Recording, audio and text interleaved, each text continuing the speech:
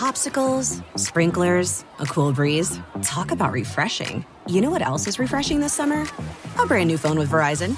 Yep, get a new phone on any plan with Select Phone Trade-in and My Plan. And lock down a low price for 3 years on any plan with My Plan. This is a deal for everyone, whether you're a new or existing customer. Swing by Verizon today for our best phone deals. 3-year price guarantee applies to then current base monthly rate only. Additional terms and conditions apply for all offers. When you're driving, nothing's better than a suspenseful podcast. But when you want to save on gas, drama's the last thing you want. That's why Marathon makes it easy to save with Marathon Rewards, earning you at least 5 cents a gallon in rewards with every fuel up and saving you up to $1 a gallon. Plus, signing up is easy. Do it at the pump or marathonrewards.com. So start saving with rewards from Marathon. And don't miss the Thomas Rhett Better in Boots Tour this summer, fueled by Marathon. At participating locations. Terms and conditions apply.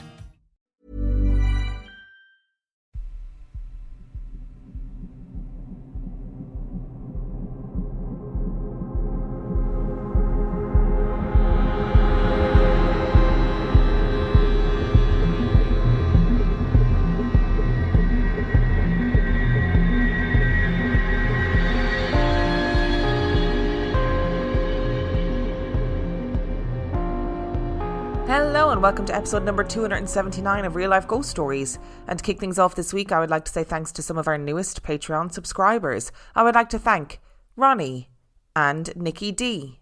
Thank you so much for subscribing to the Patreon. I love you and appreciate you every single day. And our film review this week, our film review is Bring Her Back. Bring Her Back was released in 2025. It has 7.6 out of 10 on IMDb and 87% on Rotten Tomatoes. A brother and sister uncover a terrifying ritual at the secluded home of their new foster mother. So I was invited to a pre-screening of this film by Sony. That's just a humble brag, and thank you, Sony, if you are for some reason an individual person who is listening to this podcast. And I ordinarily don't go to these things, but I was so excited about this film that I actually decided to go along to the screening. And boy, was I glad that I did. Oh my God, this film, right? This film. I had obviously seen the trailer and I had tried to avoid reading anything about it because I wanted to be surprised. So the brothers who created this film also did the film Talk to Me that came out maybe last year, which was about like these teenagers who find a kind of like a hand that when you do a ritual with it, you can communicate with the dead, right? And I really liked Talk to Me. I thought it was great. And I kind of had high hopes for this film. And my God, was this film good. The acting in this film is absolutely outstanding. And it is a film that relies on the performances of 3 child actors. I mean, one is kind of an older teenager. But that can often be very difficult. And as you guys know, I feel like a poor child actor can really ruin a film. But my God, the performances were outstanding. Sally Hawkins, who plays the foster mother, get that woman an Oscar for her performance. She was so good. She was incredible. She was funny. She was engaging. She was unhinged. She was deeply horrific and problematic, but also really sympathetic. I absolutely adored her performance. It is the best horror performance that I've seen in a really long time. And the film is essentially, it's an exploration of grief and loss and how grief and loss can make people do the most extreme things. And that is a tough subject to find balance with. But by the end of this film, I was genuinely crying with like a deep, heartbreaking sorrow. Genuinely. I found this film so touching. And I mean, touching in the most hideous, fucked up way. I obviously did not condone anything that happened in this film. However, it takes some exceptionally good writing to demonstrate these horrific things on screen that even thinking about them now are making my legs go to jelly. But also to find some heart-wrenching sadness in it all too, and to make you feel a deep sense of sympathy somehow. And it was also genuinely funny at points. And I think that's a really difficult thing to do in horror, especially when you're portraying people who are at the very edge of their sanity, people who are managing their way through impossible, horrific situations. To find, even tiny moments of brevity in that, like, that's done with some very deft script writing, I would say. Like, it was cleverly written. And by doing that, it created characters that you just felt this deep sense of pain for. And I also think what this film did really well was it demonstrated how different people experience grieving the same person. So somebody's parent might die, and the children may have had very different experiences of that parent and not even realize that they had had different experiences.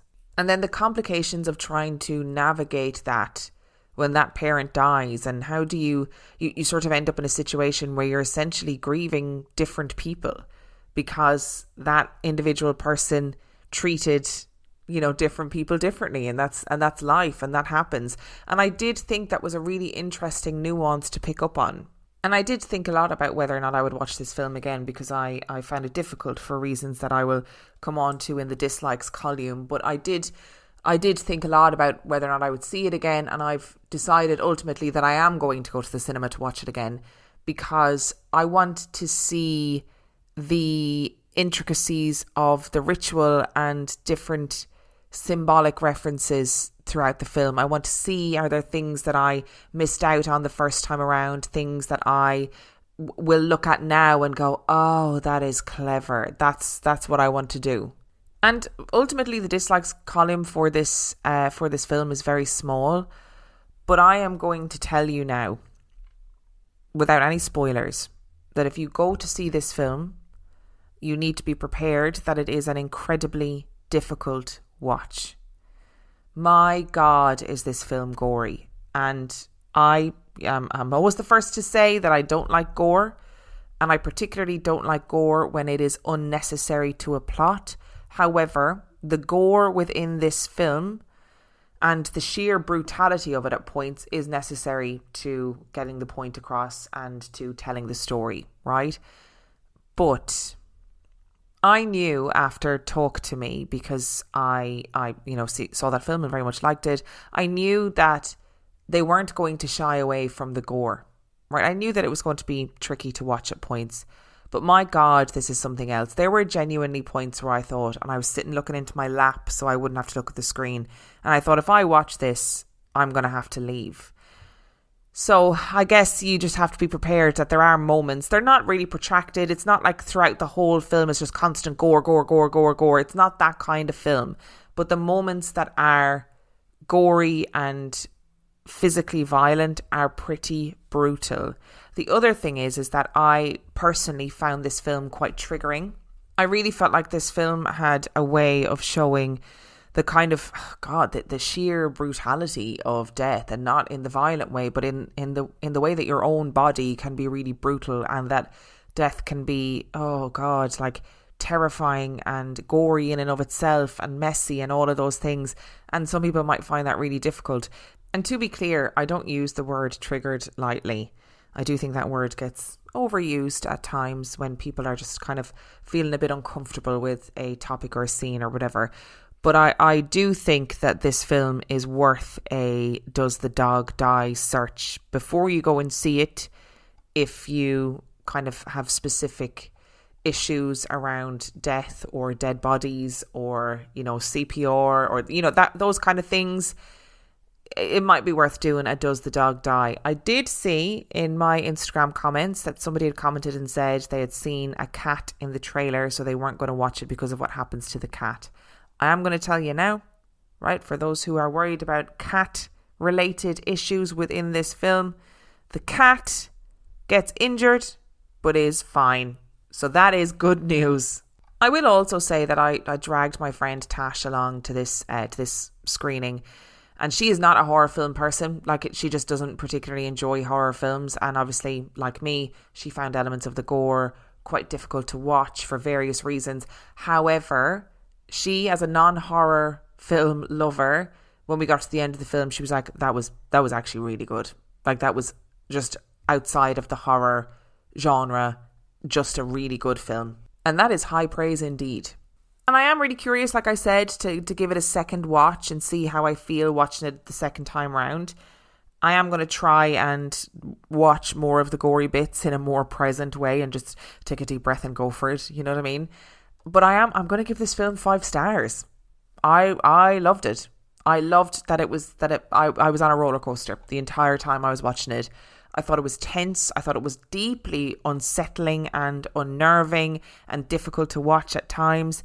And you know what? Sometimes when you're making a horror film about grief, it's got to be tricky to watch. So I'm giving it 5 stars. Would highly recommend that you go and see it. But do a Does the Dog Die search before you go and see it. Before we get into today's episode, I want to tell you about a podcast that I think you'll love. It's called Most Terrifying Places in America from Travel Channel. On the Most Terrifying Places in America, visit some of the creepiest locations across the United States.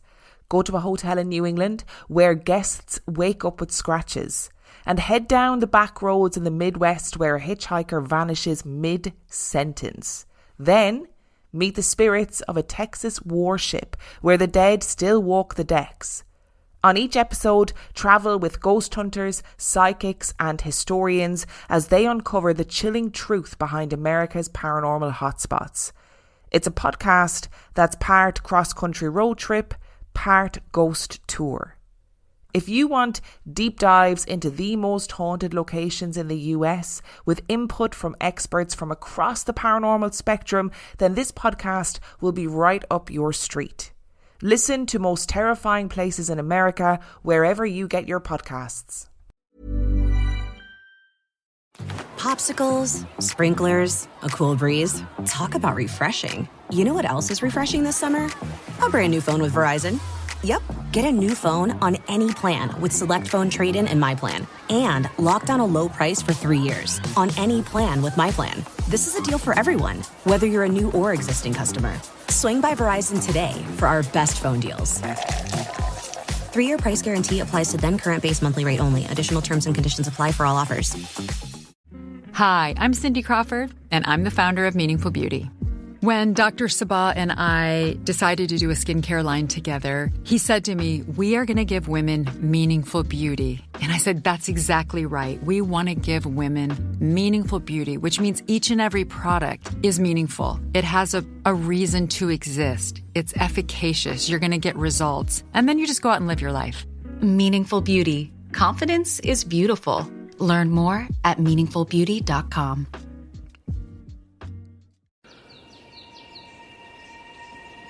Out here, it's not only the amazing views, but the way time stretches out a little longer. How laughter bellows louder among friends, and how the breeze hits just right at the summit. With All Trails, you can discover and experience the best of nature, with over 450,000 trails worldwide and navigation right at your fingertips. Find your outside with All Trails. Download the free app today and find your next outdoor adventure.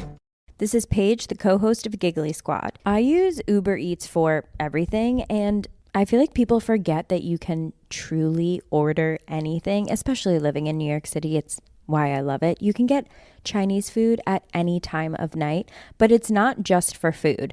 I order from CVS all the time. I'm always ordering from the grocery store. If a friend stops over, I have to order champagne. I also have this thing that whenever I travel, if I'm ever in a hotel room, I never feel like I'm missing something because I'll just Uber Eats it. The amount of times I've had to Uber Eats hair items like hairspray, deodorant, you name it, I've ordered it on Uber Eats. You can get grocery, alcohol, everyday essentials in addition to restaurants and food you love.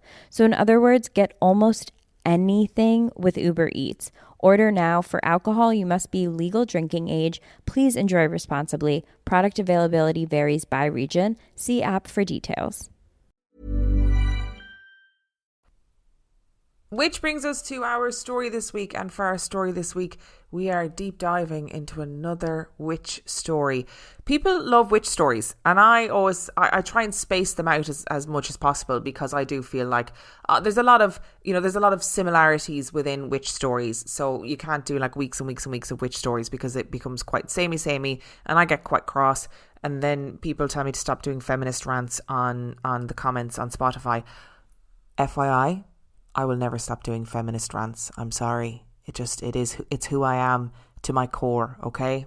But this is not one that I had heard of before, and I am excited to get into it. The Basque country in northern Spain is a place that looks like it was plucked right out of the pages of an epic fantasy novel.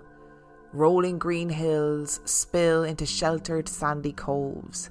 Bare, jagged cliffs turn a corner and sprout layer upon layer of colourful seafront houses. A rock bridge dives across stone and sea to lead to a lonely church, seemingly perched on the edge of the world. This is a country unlike any other. A country of small pockets of villages and isolated people who have held on to some of humanity's earliest and most deeply rooted traditions and customs. Most of them still speak their own language, Euskara, which is one of the oldest languages still spoken in Europe and dates all the way back to 200 BC, when the Roman Empire was just about finding its feet and at war with Carthage. And with language comes a shared culture, a shared understanding, and of course, a shared history. And there is one place in the Basque country in particular that tries not just to remember the lessons of the past, but to keep them very much alive as well. Zugarramurdi. Standing in the province of Navarra, the remote mountain village of Zugarramurdi sits right on the Spanish side of the border between Spain and France. As with many places caught between countries, the people of Zugarramurdi are a unique blend. Neither wholly Spanish, but definitely not French. They are their own, with their own language, their own traditions, their own food, and their own legends and folklore. Historically, rarely would the people of Zugarramurdi and the outside world meet. But when they did, the results would be catastrophic. We see the first inklings of what was to come as early as 1140. When Aymeric Picot wrote the first guide to the Camino de Santiago. His journey through the now very well-travelled pilgrimage took him through the Basque country, where he put his opinion of the locals down on paper and began to shape the wider public opinion about them as well. The Basques, he wrote, were, and I quote, fire-faced men who terrorise people with their barbarian tongues. They are full of evil, dark in complexion, of abhorrent appearance, wicked, treacherous, disloyal and false.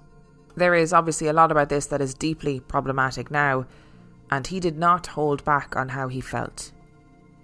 Parts of his opinion on the Basque, although very clearly biased and very harshly written, were in fact true. The Basque people were a bit different to their more inland neighbours to the south, especially in places like Zugarramurdi, which was cut off and remote, spoke a different language, and was predominantly female. And it's in that we can see what possibly formed Aymeric's opinion about the Zugarramurdi the most. Because for entire months and seasons of the year, the men from Zugarramurdi would make the journey to the Basque coastline to work on fishing and whaling boats. The women were left back at the village to run things, keep the households and the farms going and raising the children. It was the women who managed themselves and the village at large, something that would have set them apart from their neighbours outside of the Basque country in and of itself. But the people of Zugarramurdi also carried a tragic secret.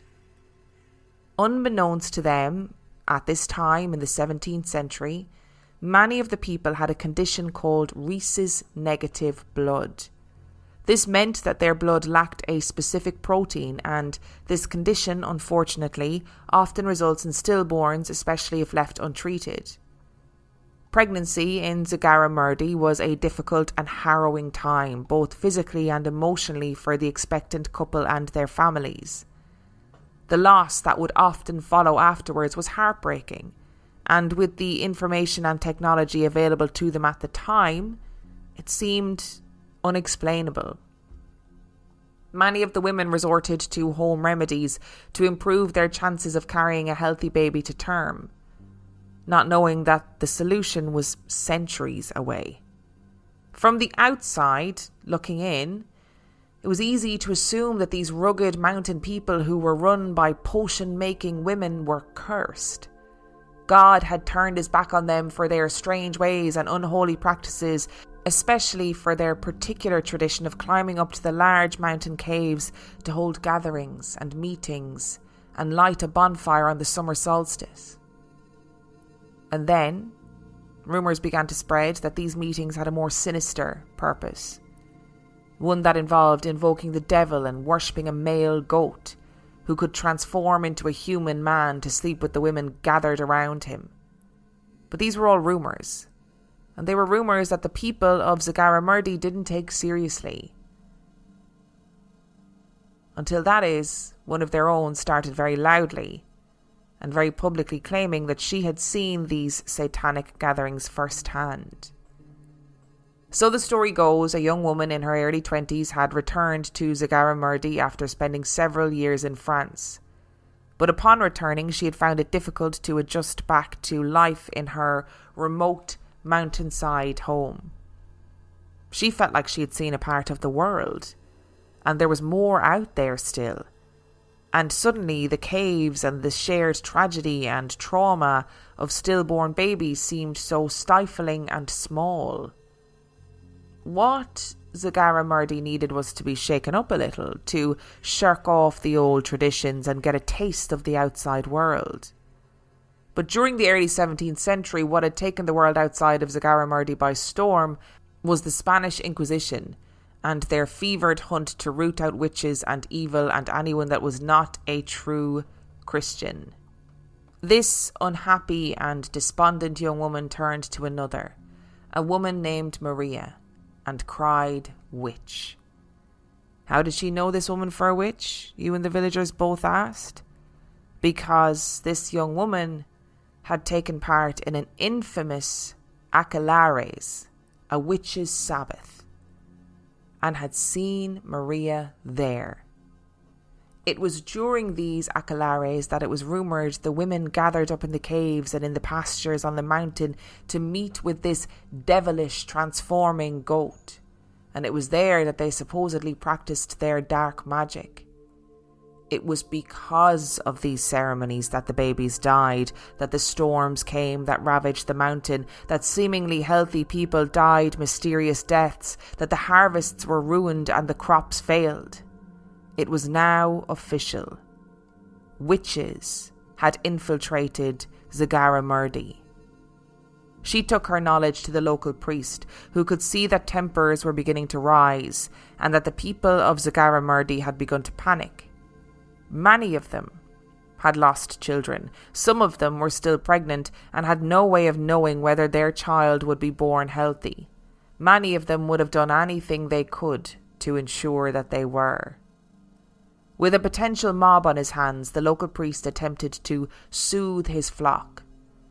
If there really were witches amongst them, then surely all could be made right if those witches came forward and repented in church before God. With the number of accused growing by the day, many of them stood before the altar and sought forgiveness.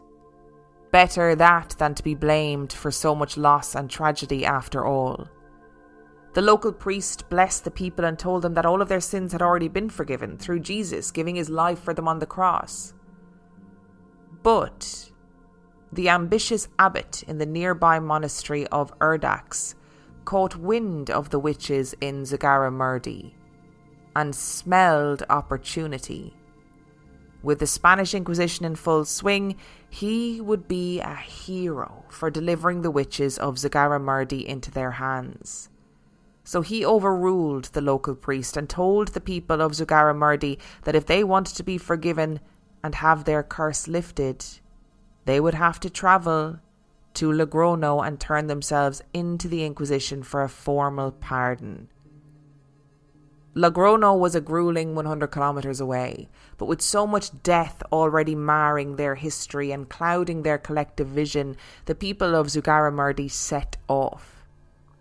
It was a moment that would change the fate of Zugarramurdi forever. The people of Logrono were shocked to wake up one day to find their town flooded with strange people, speaking a strange language and wearing dirty, seemingly outdated clothes. These people were haggard and windswept. They had travelled 100 kilometres. They looked like they had spent weeks on the open road, sleeping on the ground and living under questionable circumstances. Their hair and clothes were ragged. They were filthy. They smelled terrible, and no one could understand why these people had thrown themselves at the church's feet until these terrified people all cried, "Witch." Then, to the people of Logrono, it all made sense. These odd people from Zugarramurdi were everything a witch should look like, and that was all that mattered. The men in charge of their faiths now were not the local priest who had watched them bury their children and pray for a better tomorrow, but godly men who had been given a divine mission from the king and queen themselves to root out all evil from the land. And now the witches were turning themselves in, and it was the perfect opportunity for the Spanish Inquisition to show their true power. To those who confessed and sought forgiveness, they could be merciful.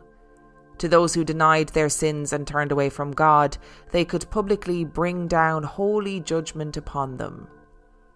Everyone arriving from Zugarramurdi was thrown into the dungeons for interrogation, while the Inquisition sent their own members back to Zugarramurdi to weed out even more witches. By 1610, after enduring 15 months of torture and brutal interrogation tactics, the people of Zugarramurdi were to face their punishments. A total of 53 people faced the judges, making this the largest witch trial in history. 21 were publicly marched through the streets carrying large wax candles. 6 of them wore ropes around their necks to inform the onlooking crowd that they were on their way to be flogged. Behind them, another 21 people were paraded down the streets wearing only San Benitos, the tunic of a sinner. And bringing up the rear were 2 separate groups. One group of 5 carried the effigies of 5 others who had died in prison. Following these effigies were the coffins and the remains of those 5 people on their way to the pyre to be burned as witches, and they weren't alone. At the very end of the procession, waiting for when the crowd was riled and ready, were 6 people, 4 men and 2 women who wouldn't repent. They had been accused of being witches and after months of vigorous interrogation had still refused to confess. The only way to save Spain from the dangers of an unrepentant witch was to cleanse the rot with fire. 11 witches were burned on Sunday the 8th of November 1610, 5 of which had already perished behind bars. The religious zeal that had brought the people of Zugarramurdi to their knees was far from a singular event. In fact, documentation shows that similar witch trials and interrogations happened in at least 64 other towns. But amongst them, Zugarramurdi was still unique. It's estimated that somewhere between 2,000 and 7,000 people from Zugarramurdi were accused of being witches. Their examinations and interrogations left a whopping 11,000 pages of documentation and continued for years after the initial trial at Logrono had ended. By comparison, the Salem witch trials, perhaps the most infamous witch trials to have taken place in our collective history, saw 200 people examined for being a witch. From the moment the Spanish Inquisition became aware of the situation at Zugarramurdi, it became clear that they were dealing with no ordinary accusation of witchcraft, especially seeing as the accused were turning themselves in en masse.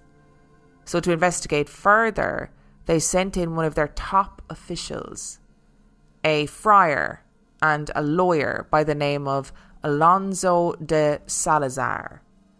Alonso was not like some of the other men leading the Inquisition. He wasn't ambitious, he wasn't judgmental. He spent 18 months living with the people of Zugarramurdi and came to a startling conclusion. Most of the accusations of witchcraft in Zugarramurdi were false, and had probably been spurred on by the local priests' sermons about devils and witchcraft in the first place. He recommended that the churches in Zugarramurdi change tactics and stop warning the people about the dangers of witchcraft, and they actually listened. Slowly but surely, the panic and hysteria that cropped up amongst the people of Zugarramurdi died down, and so did any further accusations of witchcraft. And through this, the people of Zugarramurdi and Alonso de Salazar changed the world. Alonso's approach to his post in Zugarramurdi was quite unlike any other. When someone accused another person of being a witch, Alonso didn't immediately arrest and interrogate the accused. Instead, he asked for proof, physical proof, not a dream, not a hallucination, not a retelling of watching this person meet with a goat man or causing someone injury, not the testimony of a child who claimed to have been cursed. Physical proof. He wanted the entire process of casting a spell or making a deal with the devil proven from beginning to end. And he found that very few people could back up their accusations with tangible evidence, which in turn made him question the effectiveness of the whole Inquisition. He suggested a change in how the investigations were run and what evidence would be considered as viable, acceptable evidence when trying a witch. It's because of him that things that would be considered normal today, like not taking the testimony from children alone at face value and not excluding witness testimony that directly contradicts one another, were implemented in the first place. Alonso was determined that a situation like the one that had happened in Zugarramurdi would never happen again. While the rest of Europe was gearing up to take on their own battles with witches and witchcraft, the battle in Spain was dying down and giving way to reason. Perhaps what Alonso saw as he lived and worked amongst the people of Zugarramurdi is closer to what we ourselves would see when we looked upon that time in their history. They were a misunderstood people, left alone, secluded from the outside world because of the terrain that they lived in. Because of this, they were slower to change and to be influenced by the outside world, and were slower to follow the changes that the church themselves were imposing with Christian values. Long-held traditions like gatherings and meetings in the large caves that surrounded their village were viewed as deviations from Christianity and therefore devil worship. Local folklore about a goat was transformed into a tale about a shape-shifting demon. The people of Zugarramurdi today look back kindly on the lives that were lost, and the ones that were uprooted during that treacherous point in their history. The former hospital there has been renovated into a museum dedicated to sharing and educating tourists and Basques alike on the customs of the area, the lives of those who were killed, and keeping the memory of those who were lost alive. Every year, on the summer solstice, in one of the biggest caves in the mountain, the people of Zugarramurdi do what their ancestors have done for centuries, only with an added twist. They light a bonfire and dance, not only in celebration of their history and their traditions, but also to commemorate the Zugarramurdi witches. I really feel like there's something, this story is awful, as all witch trial stories are. You end up with men and women who are perceived as different for whatever reason, and they end up losing their lives due to this. But it is so refreshing to see a witchcraft story where somebody, a man in power, went, I'm not sure about this actually. Maybe we shouldn't just accept that some random person has said, oh, Maria down the road, I actually saw her dancing with the devil and he was a goat and he turned into a man and had sex with her. Okay, well, why are we taking your word for it, you know? And it honestly is so refreshing to read a story where somebody went, no, hang on a second. hang on a second, I'm going to go live with these people and see what's going on here.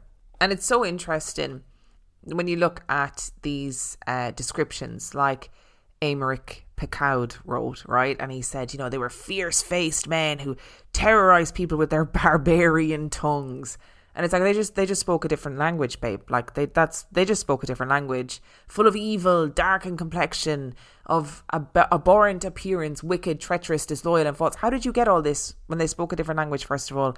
And also, you probably passed through their town. You know what I mean? And you just think, wow, you've deciphered all of this from a group of people, from a community of people, just because they have different traditions. That's crazy. And I do think, as with any of these situations, so much of this comes from just ignorance and fear, just a lack of understanding, a lack of taking the time to understand, and fear. And can you imagine what life was like for these people? These people who are, you know, managing themselves, bombing about their lives, doing their own thing. The women are looking after the village. The men are going out to work. They're you know, disappearing off to the coastline to fish and work on whaling boats and whatever. And they've got this medical condition, rhesus negative blood, where they're losing pregnancies and losing babies, you know, at an alarming rate. And they're trying to figure out why the heck this is happening to them. And of course, in that period of time, you don't know that this is a medical condition that people have.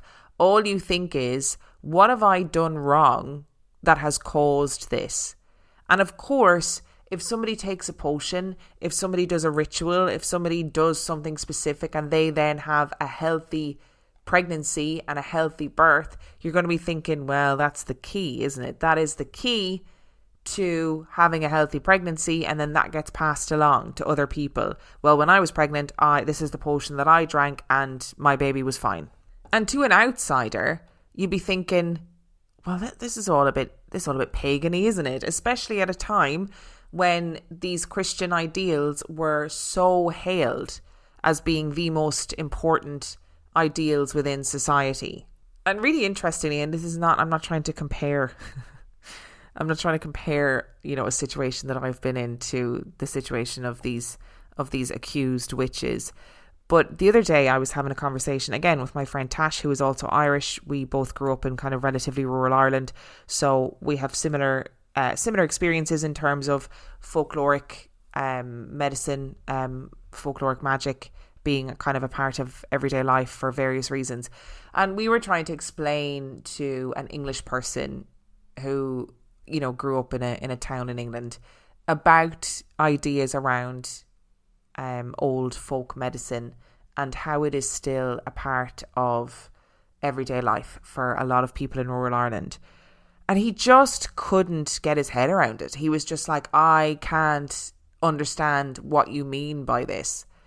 And things that are so second nature in your cultural traditions can seem like completely alien to somebody else.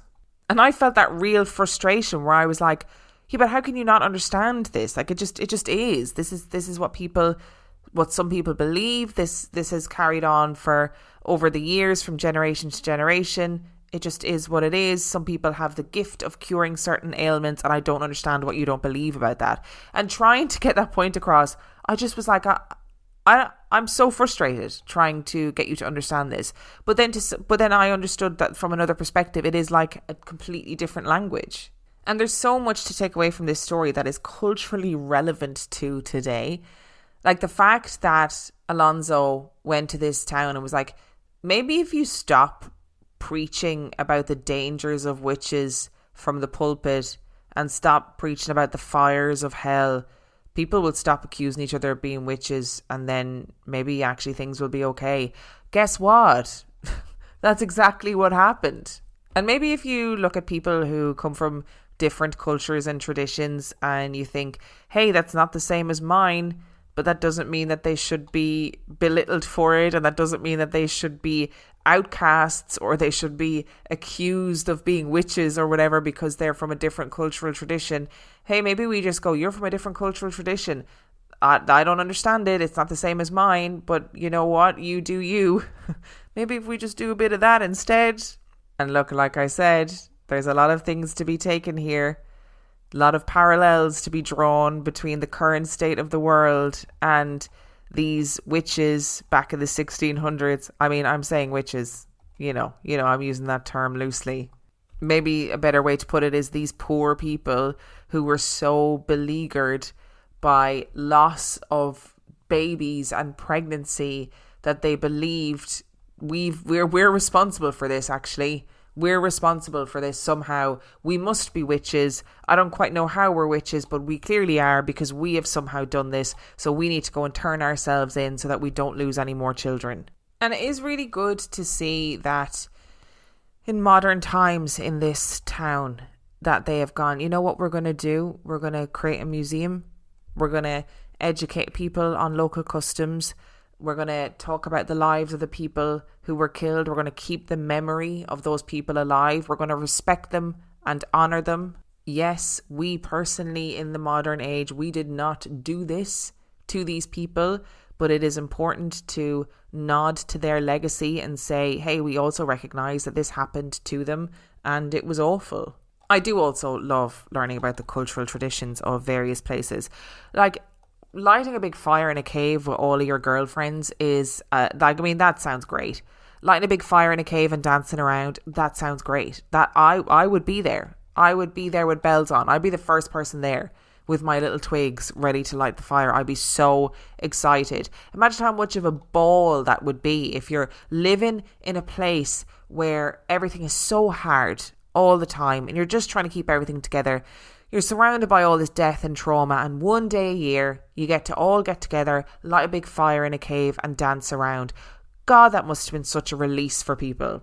And I'm glad that they've maintained the tradition that was the thing that they used to do to welcome in the summer and all that jazz, and then was the thing that subsequently meant that those women and men were accused of being witches. I'm glad that was the thing that they did to keep their memory alive, to be like, no, this was innocent. This was something that they did together as a bonding experience, probably to let off some steam, probably to welcome in a new season and to try and have some sort of positivity in their lives. And I am here for it. Sorry, that felt like a bit of a rant. Thank you so much for listening to today's episode. A bit more historical than usual, but actually, we talk about witch stories relatively regularly, and unfortunately, there's very little paranormal about them. It is more so humans. That is the fundamental basis of witch stories. Thank you so much for listening, and if you would like to send in your story, you can do so by emailing it to reallifeghoststoriespodcast@gmail.com. You can also check out the website reallifeghoststoriespodcast.com, and if you are desperate for some extra content, you can subscribe to the Patreon. That is patreon.com/reallifeghoststories, where for $5 a month or $2 a month you can get access to heaps of extra content, as well as every single main and mini episode completely ad-free. And on that note, I shall see you next time. This is Paige, the co-host of Giggly Squad. I use Uber Eats for everything, and I feel like people forget that you can truly order anything, especially living in New York City. It's why I love it. You can get Chinese food at any time of night, but it's not just for food. I order from CVS all the time. I'm always ordering from the grocery store. If a friend stops over, I have to order champagne. I also have this thing that whenever I travel, if I'm ever in a hotel room, I never feel like I'm missing something because I'll just Uber Eats it. The amount of times I've had to Uber Eats hair items like hairspray, deodorant, you name it, I've ordered it on Uber Eats. You can get grocery, alcohol, everyday essentials in addition to restaurants and food you love.